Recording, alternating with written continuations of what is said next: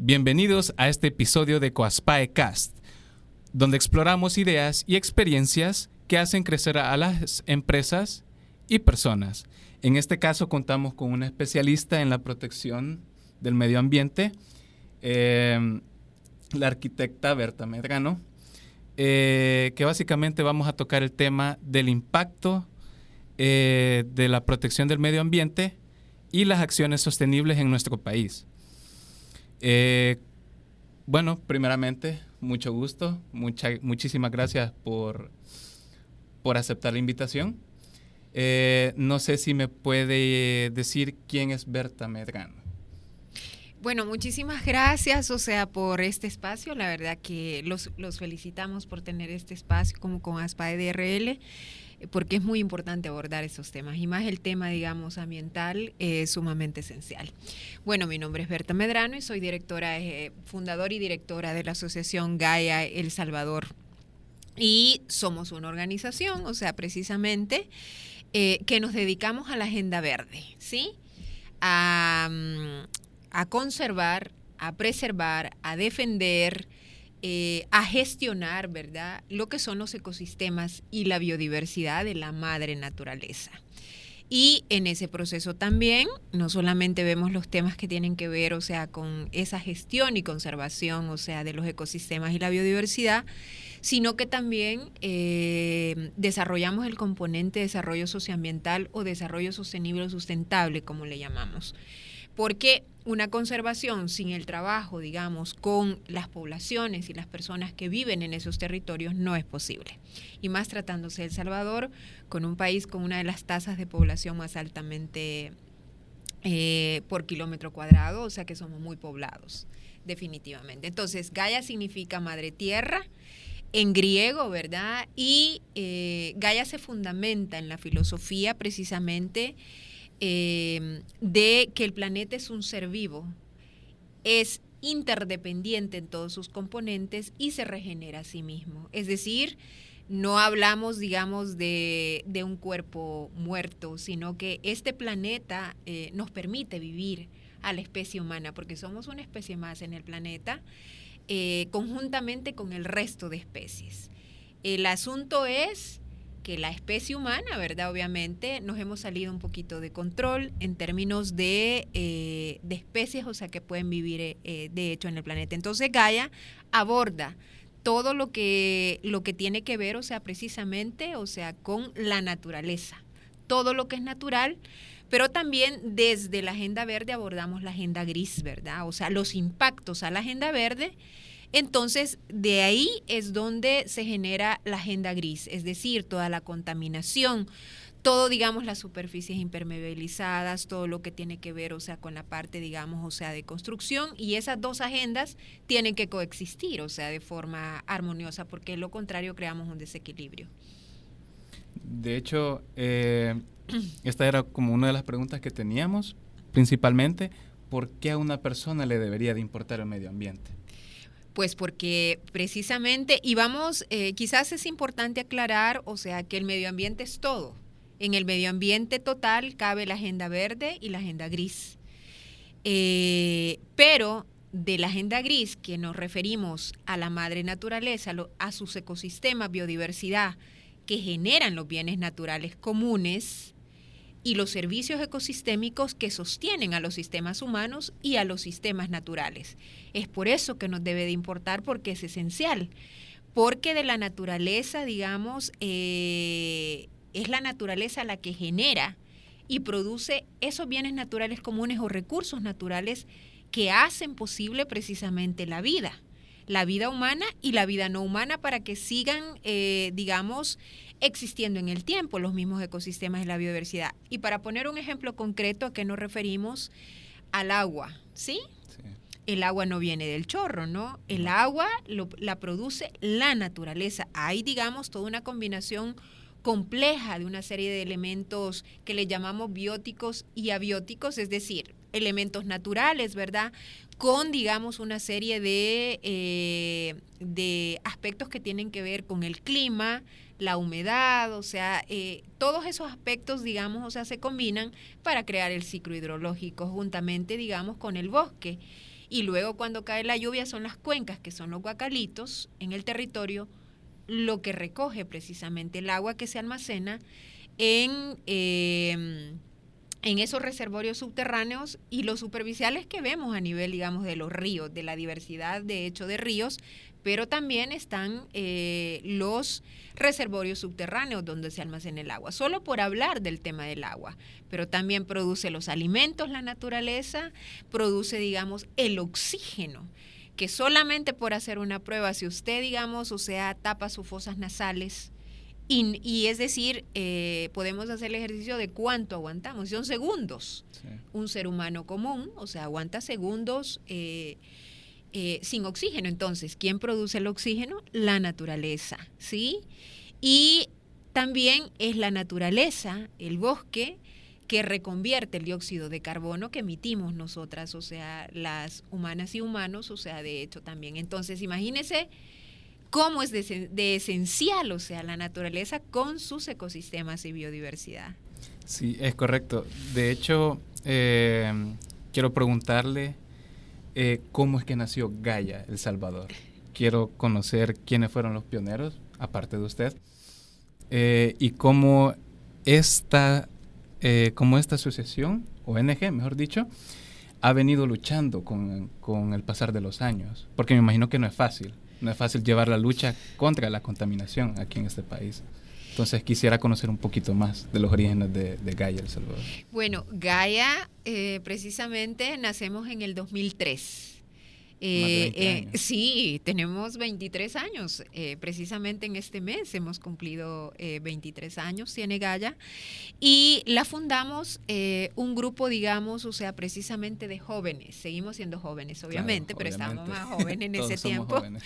Entonces, idealistas, ¿sí? Con muchos sueños, pero también, o sea, con mucha conciencia, con conciencia despierta. Con, digamos, un marco de valores y principios bien fundamentados y que teníamos también de alguna manera nuestra niñez. En nuestra niñez estábamos o estuvimos, o sea, íntimamente vinculados, o sea, con ecosistemas y biodiversidad, con nuestra madre naturaleza. Y somos un grupo, digamos, o sea, de 7 que fundamos, de hecho, Gaia. Entre ellos, pues, o sea, nuestro presidente que trascendió hace 2 años, el arquitecto Javier Hernández, que dejó muchísimo, o sea, de su legado y lucha dentro de la organización, ¿verdad? Y tenemos, digamos, una diversidad de compañeras, de hecho, y compañeros. Hay 2 compañeros que no son, digamos, salvadoreñas. Tenemos una compañera nicaragüense, un compañero italiano, pero que estuvieron un tiempo, digamos, en el país y de ahí se marcharon, o sea, de hecho en sus países, pero que son fundadores, o sea, también de la organización. Y luego se han ido sumando, digamos, personas altamente claves y estratégicas en la organización. Entonces, Gaia, digamos, es el producto, o sea, de un sueño, o sea, de ideales, o sea, precisamente de compromiso, de claridad hacia que nuestra visión de vida estaba vinculada hacia el bien común. No, digamos, a un aspecto individual, sino que queríamos de alguna manera crear un medio que nos permitiera precisamente desarrollar lo que habíamos identificado como nuestra misión de vida. Entonces hay mucho tema, digamos, y por eso nuestra filosofía, por eso nos llamamos Gaia, que le cuento que no nos querían legalizar en Gobernación porque el nombre, o sea, no, es decir, el nombre generaba, o sea, como mucho ruido, que se resistieron y entonces luchamos hasta que nos aceptaron, o sea, que el nombre que queríamos era ese para la organización porque representa nuestra filosofía. Y la filosofía de Gaia, pues, o sea, Gaia, su filosofía se fundamenta en la ecología profunda, en donde la biodiversidad y sociobiodiversidad, o sea, se conjugan en una sola unidad. No vemos separación. Nosotros no vemos, digamos, que el ser humano esté separado, sino que es parte íntegra, digamos, de la ecoesfera, que es, o sea, de hecho, el planeta en su conjunto. Y fuimos creando, digamos, todos nuestros programas. De hecho, con mucho esfuerzo propio, fue un aprendizaje pragmático. De hecho, nosotros legalizamos a la organización, necesitamos un abogado, o sea, para que nos hiciera, pero nosotros dimos el seguimiento, aprendimos y ayudamos a legalizar otras 7 organizaciones con nuestra experiencia, obviamente, después que la pusimos a ese servicio. Entonces, así es como nace toda una visión que hemos ido de alguna manera aprendiendo en el proceso, porque somos abiertos, evolutivos y adaptativos. Son parte de nuestros principios que guían también el quehacer de la organización. Ok, entiendo. De hecho, me parece muy interesante, ¿verdad? Y con este pasar de los años, con estos 23 años que tiene Gaia El Salvador, ¿cuál diría usted que ha sido la mayor dificultad como organización? Por ejemplo, desarrollar este trabajo en un país, o sea, de hecho como El Salvador, porque no solo trabajamos en El Salvador, trabajamos en un territorio especial compartido por Guatemala, Honduras y El Salvador, que es la región del Trifinio, en el marco de la Reserva de Biosfera Transfronteriza Trifinio Fraternidad y el Corredor Biológico Trinacional Montecristo. Pero particularmente, digamos, en El Salvador, es una cuesta arriba. Es ir contracorriente absolutamente. ¿Por qué? Porque a nivel de nuestras sociedades del continente, digamos, voy a hablar, o sea, del continente en general, y me voy a venir de lo general a lo particular, carecemos de educación y cultura ambiental. Pero El Salvador tiene una condición, o sea, diferencia, o sea, de los demás países también, o sea, por sus dimensiones. Es un país, o sea, de hecho, escala, es un país pequeño y con una alta densidad poblacional. Uh-huh. Y que esa población demanda, cada persona que nace demanda, obviamente, bienes naturales comunes y recursos naturales, como se le llama. Entonces, defender este tema, defender el territorio donde todavía nos quedan los últimos relictos de ecosistemas y biodiversidad que sostienen a los sistemas naturales y humanos, ya lo explicamos, es, digamos, altamente complejo y nos tenemos que enfrentar, obviamente, a todo, ¿no? A un sistema que está diseñado precisamente para extraer, de hecho, nada más. Y no tiene una visión, o sea, de sostenibilidad y sustentabilidad en el tiempo, de conservar a la naturaleza porque obviamente tenemos una responsabilidad individual, una responsabilidad colectiva y una responsabilidad intergeneracional. Es decir, sí debemos, o sea, de pensar con qué van a sobrevivir las niñas, los niños y los que no han nacido, obviamente, todavía. Entonces, todo eso, el gran reto, digamos, a la base es que se carece de educación y cultura ambiental.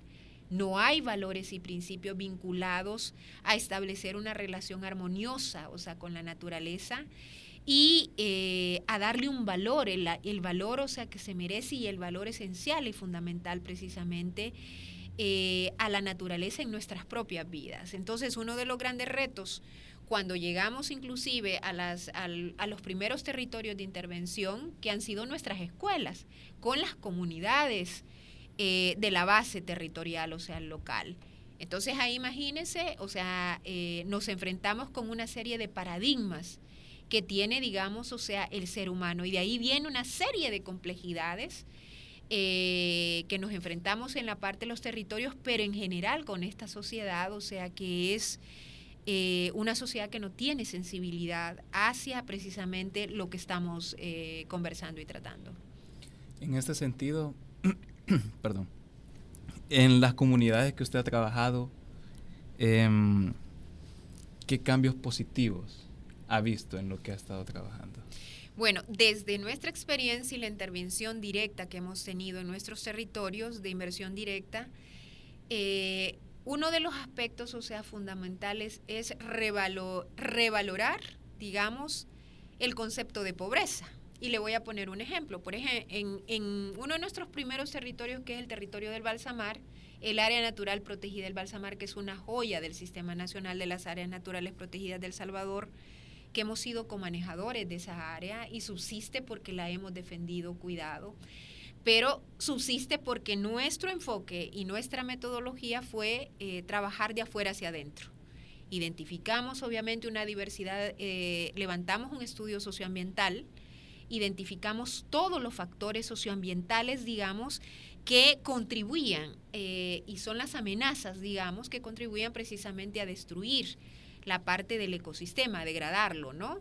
Entendiendo que ese ecosistema, la vida de las comunidades depende directamente del ecosistema. Entonces, de ahí comenzamos todo un proceso de mediano y largo plazo, precisamente a sensibilizar, o sea, de hecho, primero, en torno, digamos, a lo que la naturaleza provee y cómo la propia vida, o sea, de las mujeres, de las niñas, los niños, los agricultores, ganaderas, ganaderos, está vinculado con que se mantenga, digamos, ese ecosistema y esa biodiversidad, esa área natural protegida, ese corredor biológico, o sea, de hecho, donde trabajamos. Entonces, revalorizar, eso es uno de los grandes logros, pero allí es donde viene la educación y la cultura ambiental, la integración de valores y principios que es de mediano y largo plazo. Pero también revalorizar el término, el concepto de pobreza, ese paradigma, en donde nosotras y nosotros le demostramos, o sea, a las comunidades, recuerdo, que decían es que somos pobres,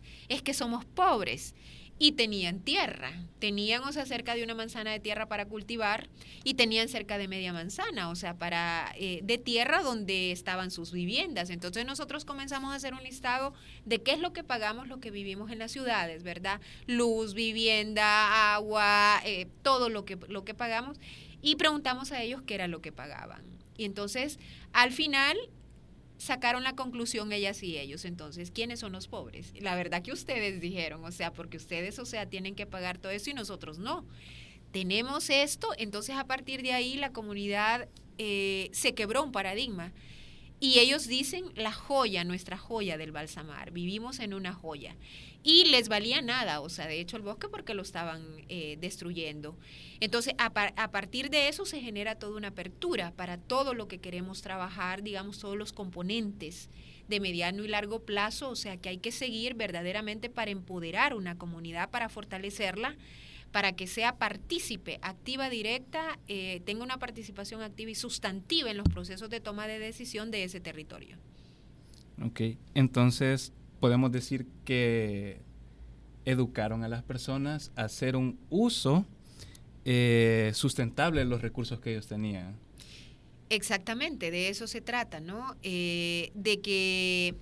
De integrar, digamos, esos valores y principios, pero de ahí vienen las herramientas, los conocimientos que permiten precisamente que antes tiraban las aguas mieles, o sea, por ejemplo, de su parque cafetalero al río, a los 2 ríos, o sea, por ejemplo, del área, los encontramos altamente contaminados. Para luego, digamos, o sea, precisamente ofrecer alternativas, o sea, que son viables, o sea, para tratar las aguas y no tirarlas. Pero también las aguas jabonosas, o sea, que salen, o sea, de la parte de los cuidados. Entonces ahí contribuimos, digamos, a un tema de filtros, o sea, por ejemplo, en los lavaderos, o sea, con las mujeres. También, o sea, el hacer, digamos, sus necesidades biológicas ahí al aire libre, que es una amenaza para el sistema de saneamiento ambiental para las propias personas, pero para la naturaleza, o sea, de hecho también y todas las especies.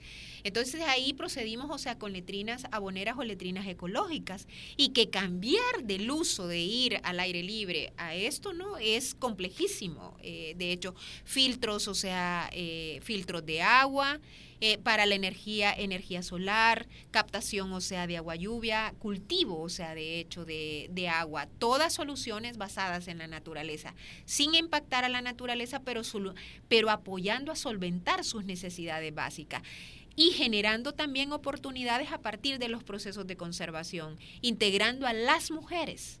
Esa población es altamente clave para nosotros y lo aprendimos en el proceso. Las mujeres, las infancias y las juventudes son esenciales en este proceso precisamente que tiene que ver, o sea, con el cuidado, la defensa, o sea, de los ecosistemas, la biodiversidad y el medio ambiente, o sea, de hecho en general. Entonces, a partir de ahí se va creando en la práctica, ¿no? Pero en la práctica, en el diario, no es teoría, es práctica lo que hacemos. Y nuestras intervenciones son altamente lúdicas, participativas, muy abiertas, digamos, y es por eso, o sea, que en ese sentido pienso que hemos sido visionarios Y han resultado unas intervenciones, o sea, bastante novedosas, o sea, de hecho, obviamente no todo está resuelto. Claro, entonces el trabajo en esta comunidad implementaron lo que son las llamadas tecnologías limpias, por lo que tengo entendido. Entonces, ¿a qué nos referimos específicamente? Cuando es ocupar el mismo recurso natural para combatir la contaminación que los seres humanos producimos, ¿o tiene alguna otra connotación? No, es solventar necesidades, las necesidades, o sea, precisamente del ser humano, utilizando precisamente esas tecnologías limpias, tecnologías apropiadas que se le llama, o soluciones basadas en la naturaleza. Si usted no puede llegar, digamos, un sistema eléctrico de forma convencional, pero tenemos, o sea, precisamente un sol que tenemos, ¿cuántas horas sol? Somos bendecidos y nosotros estamos desaprovechando todo ese potencial, o sea, el potencial de la energía solar. De hecho, si no tenemos agua, nosotros, o sea, no apoyamos, o sea, por ejemplo, que eso es una gran inversión llevar una tubería, digamos, a una comunidad, o sea, que está ya, o sea, totalmente aislada. Debemos de no ver solamente abajo, sino hacia arriba. ¿Cómo, digamos, aprovechamos precisamente el agua lluvia? ¿Cómo lo hacían, o sea, nuestros ancestros, nuestras comunidades ancestrales? Aprovechaban el agua lluvia, no había tubería precisamente, y la podemos potabilizar. O sea, de hecho hemos implementado proyectos de captación de agua lluvia, instalando un sistema de canales, y luego esas comunidades que 6 meses en el verano no tenían agua, ahora, o sea, palean, digamos, ayudamos a solventar esa necesidad altamente básica y necesaria. Esos 6 meses ahora, o sea, de hecho tienen agua y se potabiliza con un filtro, o sea, de hecho natural, o sea, con arena, con grava. Como el que uno hacía en la escuela. Exactamente, ¿verdad? Como lo que hacíamos precisamente en la escuela. Se trata de que trabajemos en alianza con la naturaleza y no contra la naturaleza. No tenemos, me preguntaban hace poco, digamos, en una entrevista, todo el tema de la inversión en infraestructura por el cambio climático, por las inundaciones, o sea, por los deslizamientos. No tenemos que hacer grandes inversiones. La naturaleza ya es perfecta y nos da toda la infraestructura verde, precisamente para evitar, o sea, todos los fenómenos, o sea, extremos y los riesgos. Lo que pasa es que hemos destruido los ecosistemas y la biodiversidad. Hemos trastocado el equilibrio ecológico y las funciones, digamos, ecológicas esenciales de esos ecosistemas. Entonces, por eso es que tenemos los desastres humanos, porque los desastres no son naturales, la naturaleza es perfecta, ya se sabe que un río tiene zona de inundación, pero nos vamos y nos colocamos en la zona de inundación del río.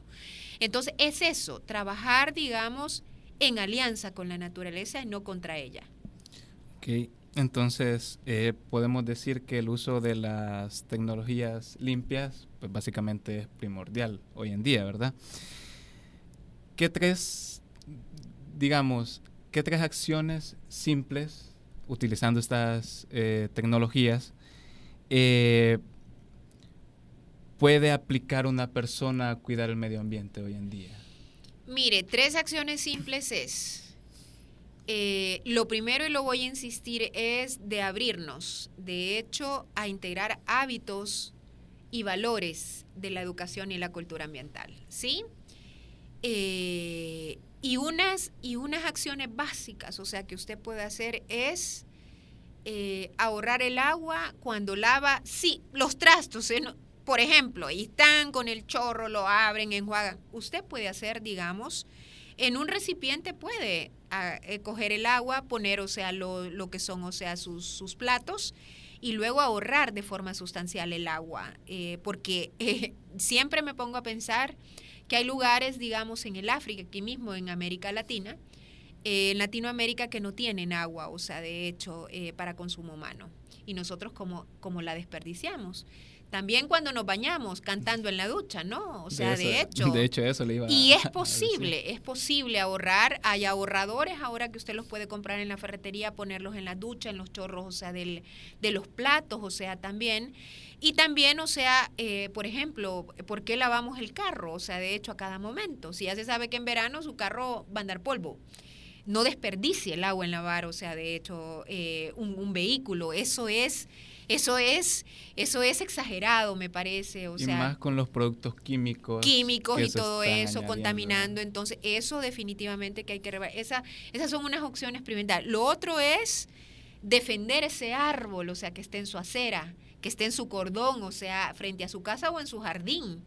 Y no permitir, o sea, que ese árbol lo dañe, porque ese árbol le está dando no solo a usted oxígeno, está filtrando el dióxido de carbono y toda la contaminación, o sea que le da una sombra, regula su microclima precisamente de su casa y usted por ende lo tiene que defender. No permitir con nadie, ni tan siquiera con los de CAES que llegan y que dicen que tiene autorización, no, si lo pueden podar, no lo tienen, o sea, de hecho que talar y defender los bosques. La denuncia es importantísima. Toda la naturaleza nos compete a todas y todos. Por ende, si vemos destruyendo un bosque, una montaña, ¿sí?, talándola de forma indiscriminada o vertiendo un material contaminante en el río, definitivamente que esté el 911. Denunciemos y pidamos, o sea, que llegue, digamos, o sea, a la institución, o sea, pertinente, llamemos al Ministerio de Medio Ambiente. Y hoy en redes sociales podemos inclusive etiquetar a nuestro presidente. Si nos ha dado, digamos, esa vía directa, si una institución, o sea, no nos quiere responder. Pero de eso se trata, de empoderarnos para defender a nuestra naturaleza que nos provee, digamos, esos bienes naturales comunes o recursos naturales que sostienen la vida. Defender la vida silvestre, los animales. Los animales, mire, como hemos invadido las zonas, digamos, rurales donde está la naturaleza, entonces aquí se ha dado un traslape entre la vida, digamos, asilvestrada, no asilvestrada, que es la doméstica, gatitos, perritos, con la vida silvestre, que esa vida ya estaba ahí. Los invasores somos nosotras y nosotros que hemos llegado a vivir ahí. Y estamos viviendo en los corredores, o sea, de hecho biológico y es dramático. Por ejemplo, como las zarigüeyas o los tacuacines, ¿verdad? Sí. Como los mapachitos, como, digamos, o sea, las aves.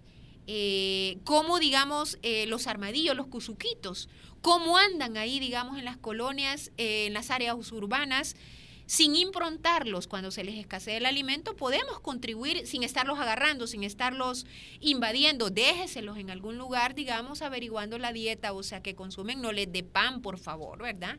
Sí, y cultivando, por ejemplo, un jardín polinizador, sembrando, por ejemplo, árboles nativos. Contribuyamos una vez al año mínimo, tiene que sembrar un árbol. Ese árbol o más inclusive, ¿no? Pero que sean nativos, no pudiera sembrar, o sea, cosas por sembrar. Ahí estamos nosotros para orientarles. Claro, y aquí creo que tiene que ver bastante lo que es la educación de lo que estaba mencionando casi al principio del podcast. La educación desde la niñez. Por ejemplo, porque si estamos en una familia que no implementan este tipo de costumbres, posiblemente El Salvador no va a tener ningún futuro con todo esto de la contaminación, ¿verdad? Entonces, desde su punto de vista, ¿qué tan importante es, qué tan esencial es implementar la educación a los niños, por ejemplo, en las escuelas, que puede ser desde parvularia, desde esa edad, qué tan importante es? Es no solo importante, es esencial y fundamental. Y toca un tema tan bonito porque nosotros tenemos en Gaia el programa Gaia Tierra de Niñez, o sea, precisamente, con una metodología altamente novedosa, inclusive esa metodología aceptada por la UNESCO, o sea, de hecho, en donde las niñas y los niños, o sea, son no el futuro, si las niñas y los niños son el presente. Y, por ejemplo, la educación y la cultura ambiental, o sea, que debe de ser impartida con unos enfoques y unas metodologías altamente lúdicas, en donde usted no diga que está dando educación y cultura ambiental, y eso lo puede hacer. Gaia lo hace, de hecho, de esa manera. Y trabajar, por ejemplo, o sea, con el Ministerio de Educación debería haber transformado, o sea, de hecho ya su currícula, con la situación de alto grado de vulnerabilidad que tiene nuestro país en la currícula de la educación formal, ¿verdad? De la dimensión de educación formal debería estar integrado un componente, digamos, o sea, fuertísimo, no un apéndice, digamos, o sea, de X materia, sino que sea transversal a todas las materias, o sea, que se imparte, porque la naturaleza tiene que ver, o sea, con las matemáticas, sociales, idiomas, tiene que ver absolutamente con todo. Y luego también abordar la educación y cultura ambiental desde el aspecto no formal e informal. En las otras dos dimensiones, que ahí es donde entramos las ONGs o centros, digamos, o sea, de formación, pero las universidades, o sea, de hecho también, ¿no? Y el sector educativo público-privado lo tiene que integrar, o sea, de hecho porque es una sola currícula. Pero el sector privado inclusive, o sea, tiene a veces flexibilidad de integrar algo otras, digamos, como materias electivas dentro de su pensum, o sea que ya lo deberían, de hecho, estar haciendo. Pero esto se hace a partir, digamos, o sea, de enfoques pedagógicos muy claros y metodologías de intervención muy claros. Nosotros hemos trabajado con las 256 escuelas de la Reserva de Biosfera Transfronteriza Trifinio Fraternidad del sistema público. Hemos fortalecido y desarrollado capacidades en cerca de 1.500 maestras y maestros, directoras, directores, gerentes y directores del Ministerio, o sea, de hecho, de Educación. Comenzamos desde el 2014 este proceso, digamos, muy fuerte, y hemos trabajado con cerca de una población de 27,000 estudiantes, en donde hemos desarrollado todo esto que le cuento, o sea, precisamente en donde las niñas y los niños ahora son conscientes que viven dentro de una reserva de biosfera patrimonio mundial de la humanidad, que no es cualquier territorio, y que obviamente esas niñas y esos niños viven en escuelitas que la rodea un bosque, por ejemplo, o a la par de un área natural protegida, y nunca les habían llevado al área natural protegida. Y eso ha sido todo un proceso de descubrimiento de las niñas y los niños a través de las caminatas botánicas ecológicas y sustentables, o sea, que los llevamos, los preparamos a través del enfoque de ciencia participativa para que vayamos a hacer ciencia, para que las niñas y los niños vayan a observar, vayan a registrar, vayan a sistematizar, y así levantamos las líneas bases de biodiversidad del territorio en donde está precisamente el centro escolar y donde viven precisamente las niñas y los niños. Bueno, demasiado interesante todo este trabajo que han llevado conforme a lo que han ido pasando los años. Quizás solo para asentar ya lo que es el podcast, quisiera preguntarle qué mensaje le puede dar a quienes nos escuchan en el futuro. Es decir, ¿qué mensaje les puede dar a alguien que, digamos, dentro de unos 20 años pueda escuchar este podcast? Bueno, el mensaje claro es que seamos conscientes de que nuestra vida está ligada a nuestra madre naturaleza, sus ecosistemas y su biodiversidad. Que seamos conscientes, o sea, que sin la naturaleza no hay vida posible. Y que depende también, o sea, así como también hemos llevado al límite, o sea, al límite de su capacidad al planeta, pero también tenemos, o sea, el poder y la posibilidad de revertir esta realidad. Pero para ello, digamos, o sea, debemos de prepararnos, debemos de abrirnos al conocimiento, a capacitarnos y sobre todo a involucrarnos hacia el bien común, ¿sí? Y emprender, digamos, o sea, todo un proceso de convertirnos en aliadas y servidoras de nuestra amada Madre Tierra, de sus ecosistemas y la biodiversidad, y siempre tener presente en esas generaciones que nos habrán de oír, digamos, en algunos años, que también vienen otras generaciones y que estamos comprometidos, o sea, con esa responsabilidad ética intergeneracional, de no pensar solo en el presente, sino también en qué vamos a heredar a las generaciones, o sea, de hecho, futuras, no nacidas. Y eso lo tenemos que tener presente como seres que compartimos en esta ecobiosfera, o sea, que es nuestro amado planeta Tierra. Un muy bonito mensaje que posiblemente dentro de 20 años alguna persona va a escuchar.